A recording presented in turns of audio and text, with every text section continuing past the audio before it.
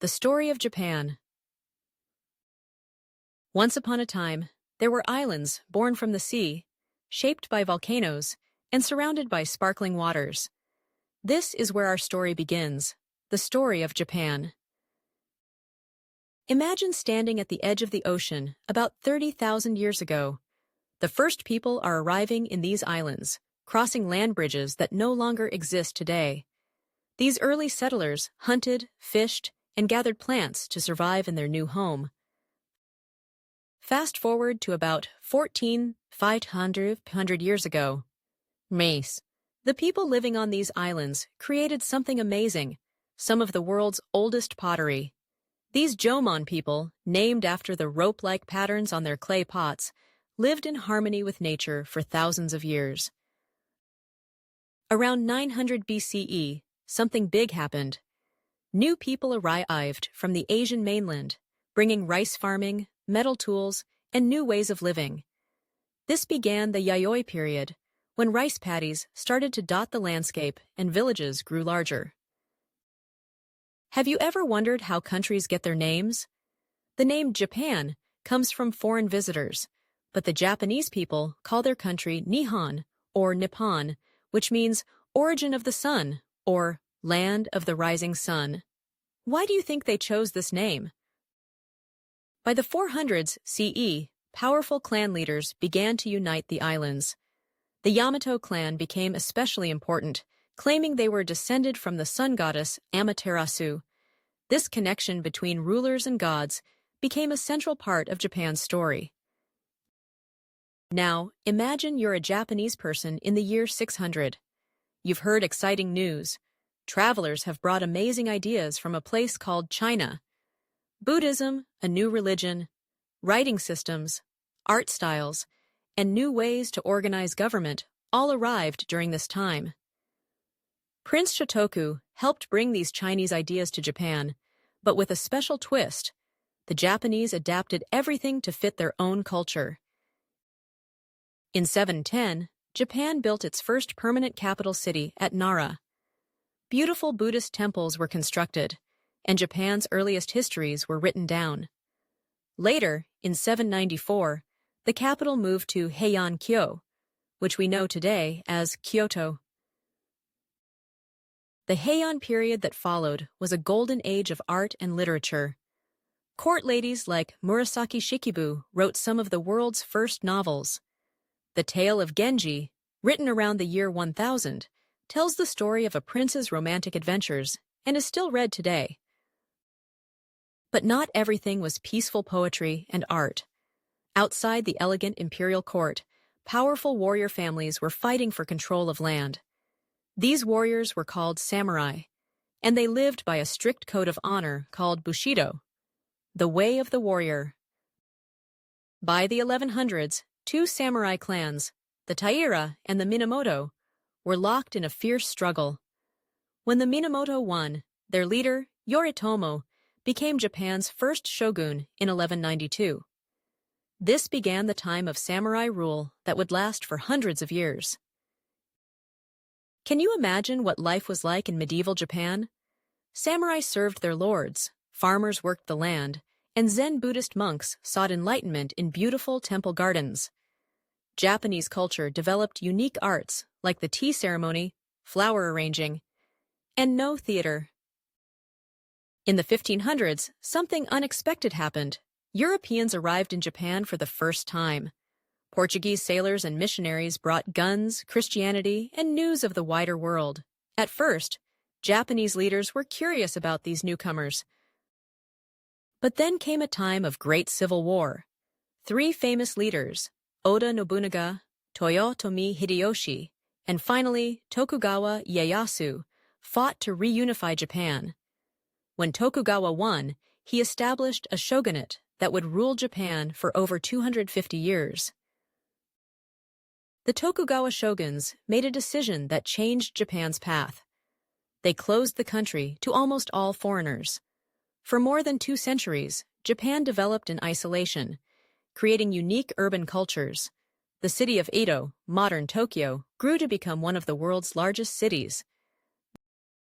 Then, in 1853, American ships commanded by Commodore Perry sailed into Edo Bay with a message: open for trade or face consequences.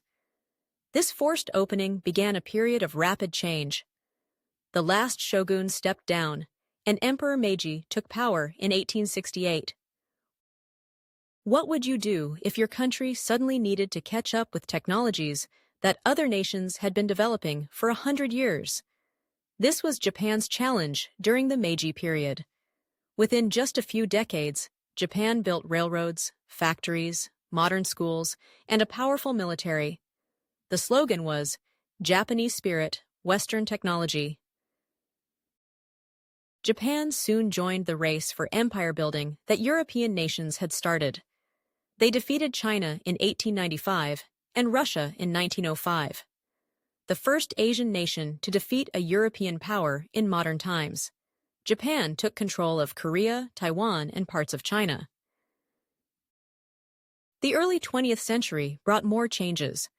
Cities grew larger, women began demanding rights, and democratic ideas spread.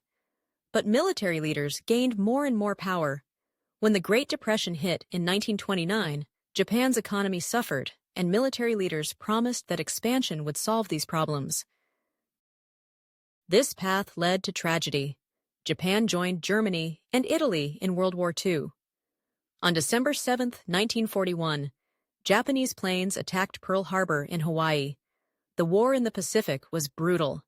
In August 1945, the United States dropped atomic bombs on Hiroshima and Nagasaki, the only time nuclear weapons have been used in war. Japan surrendered on August 15, 1945. After the war, Japan was occupied by American forces. A new constitution made Japan a democracy and included a famous peace clause, Article 9, in which Japan gave up the right to wage war. The emperor remained, but only as a symbol of the nation. Then came what many call the Japanese economic miracle. From the 1950s through the 1980s, Japan rebuilt itself into an economic powerhouse. Companies like Toyota, Sony, and Nintendo became household names around the world. By the 1980s, Japan had the world's second-largest economy. The good times couldn't last forever. In the early 1990s, Japan's economic bubble burst. Property values and stock prices crashed. This began what some call the lost decades of slow growth and challenges. But Japan continued to influence global culture. Anime and manga, J-pop music, fashion, and video games spread Japanese creativity worldwide. Japanese concepts like kawaii, cuteness, and wabi-sabi, finding beauty in imperfection, became global ideas. Today's Japan faces new challenges.